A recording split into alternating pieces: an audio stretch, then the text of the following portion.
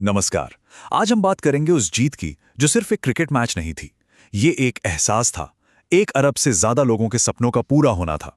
ये कहानी है 11 साल के लंबे, बहुत लंबे इंतजार के खत्म होने की। 11 साल। सोचिए, ये सिर्फ एक नंबर नहीं है। ये वो बोझ है जो हर भारतीय क्रिकेट फैन अपने दिल में लेकर घूम रहा था। 11 साल से कोई भी बड़ी आईसीसी ट्रॉफी नहीं, और इसी उम्मीदों के पहाड़ के साथ हमारी टीम फाइनल में उतरी थी। प्रेशर समझा जा सकता है कितना ज्यादा होगा। तो चलिए फाइनल की बात करते हैं। भारत ने पहले बैटिंग की और शुरुआत शुरुआत तो एक बुले सपने जैसी थी। मतलब ऐसा लगा कि सब कुछ हाथ से फिसल रहा है। कहानी शुरू होने से पहले ही खत्म हो जाएगी क्या? ये देखिए, ये स्लाइड ना पूरी कहानी बयां कर देती है।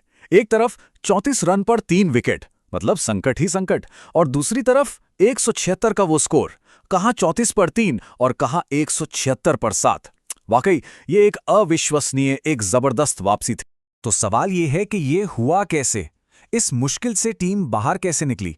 इसका जवाब है विराट कोहली और अक्षर पटेल। एक तरफ कोहली चट्टान की तरह खड़े हो गए, 76 रनों की वो पारी खेली, और दूसरी तरफ से अक्षर पटेल ने अरे क्या कमाल की 47 रनों की पारी खेली। और इन दोनों के बीच हुई 72 रनों की वो पार्टनरशिप, बस वहीं से मैच का पासा पलट गया। और कहानी यहीं खत्म नहीं हुई। आखिर में आए शिवम दुबे, और उनके 27 रनों ने तो जैसे सोने पर सुहागा वाला काम कर दिया। इन सब की मेहनत का नतीजा ये हुआ कि भारत ने T20 वर्ल्ड कप फाइनल के इतिहास का सबसे बड़ा स्कोर बना डाला। जी हां, एक नया रिकॉर्ड। चलिए अब आते हैं मैच के दूसरे हिस्से पर, साउथ अफ्रीका की बैटिंग। भारत का स्कोर तो बहुत बड़ा था, पर जिस तरह से साउथ अफ्रीका ने चेस करना शुरू किया, भाई साहब, एक पल के लिए तो लगा कि मैच हाथ से गया। उनकी जीत लगभग पक्की लग रही थी। जरा उस पल को महसूस कीजिए। 30 गेंदें और जीतने के लिए चाहिए थे सिर्फ 30 रन। क्रीज पर कौन? हेनरिक क्लासन, जो उस दिन आग उगल रहे थे। मतलब पूरा का पूरा समीकरण साउथ अफ्रीका के पक्ष में था, और यहां करोड़ों भारतीय फैंस की सांसें अटकी हुई थीं।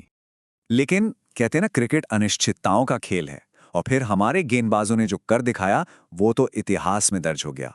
उस भयंकर प्रेशर में साउथ अफ्रीका की बैटिंग ताश के पत्तों की तरह ढह गई। एक के बाद एक विकेट, और जो जीत बिल्कुल सामने दिख रही थी वो अचानक एक भूल भुलैया बन गई। ये चार्ट देखिए, ये उस कमाल की वापसी की पूरी गवाही देता है।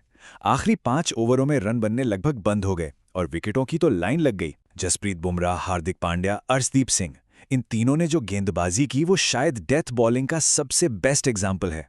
सच कहूं तो उन्होंने मैच को साउथ अफ्रीका के मुंह से छीन लिया।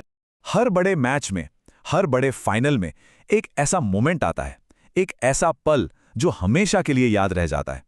वो पल जो जीत और हार के बीच की लकीर खींच देता है। और इस फाइनल में भी वो पल आया। क्रीज पे कौन था? डेविड मिला, केला मिला। मैच बिल्कुल छुरी की धार पर था, किसी भी तरफ जा सकता था। और फिर उस सबसे बड़े प्रेशर वाले मोमेंट में कुछ ऐसा हुआ जिसकी शायद किसी ने उम्मीद भी नहीं की थी। सूर्य कुमार यादव बाउंड्री पर हवा में उछले और एक ऐसा कैच पकड़ा जो नामुमकिन सा लग रहा था। वो एक कैच, उसने सिर्फ मिलर को आउट नहीं किया, उसने करोड़ों उम्मीदों को वापस जिंदा कर दिया। वो सिर्फ एक कैच नहीं था, वो वर्ल्ड कप जिताने वाला कैच था। एक ऐसा पल जो सूर्या के करियर को हमेशा हमेशा के लिए अमर कर गया। और आखिर में जीत का फासला कितना था? सिर्फ 7 रन। इससे अंदाजा लगाया जा सकता है कि यह फाइनल कितना कितना ज्यादा रोमांचक था। हर गेंद पर धड़कनें ऊपर नीचे हो रही थीं। ये जीत सिर्फ एक ट्रॉफी से कहीं ज्यादा थी। ये एक युग का अंत था और एक नए दौर की शुरुआत का ऐलान भी। भारतीय क्रिकेट के लिए ये एक बहुत ही ऐतिहासिक और सच कहूं तो बहुत इमोशनल पल था। तो चलिए इस जीत के असल मायने समझते हैं।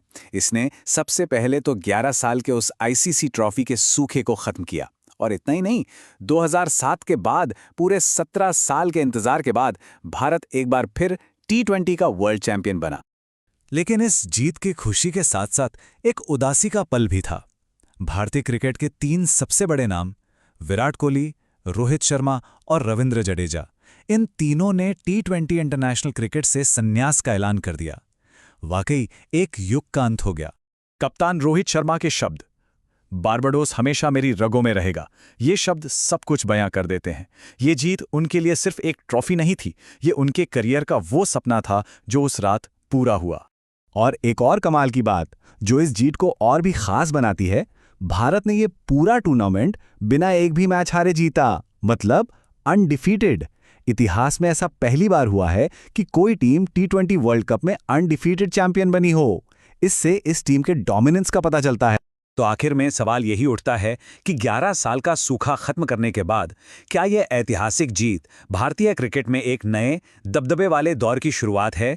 क्या हमारी युवा पीढ़ी इस विरासत को और भी आगे ले जाएगी? खैर, इसका जवाब तो हमें आने वाला वक्त ही देगा।